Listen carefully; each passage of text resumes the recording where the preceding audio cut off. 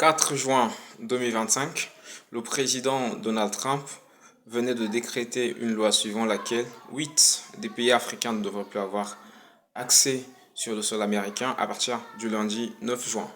Mais aujourd'hui, avec des réformes aux États-Unis, le président américain a décidé que 36 nouveaux pays ne devraient plus avoir accès aux États-Unis, parmi lesquels 25 pays africains. Et parmi ces pays figurent en bonne place la République démocratique du Congo et le Congo-Brazzaville. Alors, si vous me découvrez pour la première fois, je suis Lawitissa, créateur de contenus digitaux. Sur cette chaîne, je parle de l'Afrique, mais aussi et surtout d'un pays africain dont on parle moins. Il s'agit de la République du Congo, communément appelée Congo-Brazzaville. Alors, si ces thématiques vous intéressent, je vous invite très humblement à vous abonner à ma chaîne, d'activer la cloche de notification pour ne manquer aucune de mes nombreuses vidéos qui vont apparaître sur cette chaîne.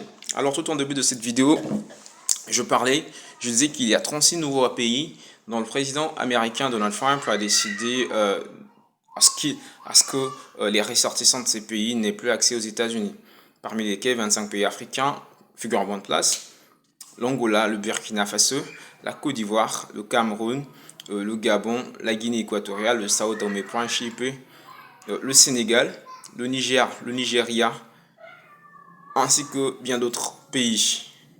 Mais aujourd'hui, on va remarquer qu'avec l'arrivée du président Donald Trump au pouvoir, il s'acharne beaucoup aux Africains. C'est quoi le problème alors? C'est quoi le problème? Donc, il faut retenir que les Africains n'ont pas que les États-Unis ou encore l'Occident où ils doivent y aller. Ils doivent circuler librement dans leur continent. C'est à nous, les Africains, c'est à nous, fils et filles du continent africain, de construire notre continent, de construire le sol africain, de construire nos pays pour ne plus aller vers les États-Unis, vers la France, vers la Grande-Bretagne, vers le Japon ou encore la Chine. Parce qu'aujourd'hui, on remarque que ces grandes puissances sont en train de nous marginaliser. D'abord, ils nous ont marginalisés depuis fort longtemps avec l'esclavagisme. On a vu cela, malgré que l'esclavagisme a été aboli en 1848. Mais aujourd'hui, il y a une forme d'esclavagisme à ciel ouvert. Les Africains ne sont pas les bienvenus partout où ils vont. Ils sont malmenés. Ils sont parfois interdits d'arriver à certains endroits, de mettre pied dans certains lieux.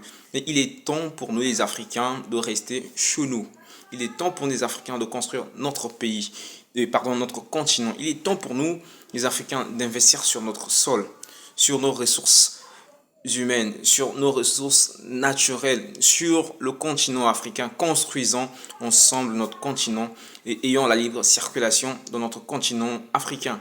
Il est temps pour les Africains de ne pas s'acharner sur ce que a dit le président américain Donald Trump, mais il est temps pour les Africains de nous construire, d'arrêter toutes les divisions, toutes les barrières, que ce soit ethniques, sous-régionales. Tout ça, on va oublier ça, construisant le continent. Parce que parmi ces 36 pays, il y a une grande majorité.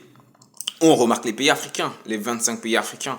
Aujourd'hui, on voit avec l'arrivée du nouveau président au pouvoir au Burkina Faso, le taux, le taux de la corruption a quand même chuté drastiquement.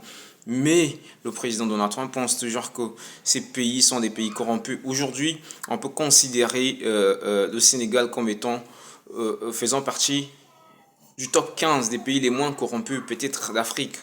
Mais le Sénégal a été classé dans ce lot. Le Sénégal a été classé dans cette liste, dans cette zone rouge, interdisant de mettre pied aux États-Unis. Il est temps pour les Africains de construire notre continent, de rester chez nous, d'organiser et réorganiser notre continent. Arrêtons tout ce que nous avons comme problèmes, disputes, barrières et tout, ethniques ou encore sous-régional, construisons notre continent, restons chez nous, restons chez nous. Tel est le message que je tenais à vous annoncer, à vous dire aujourd'hui. À très bientôt. Merci beaucoup.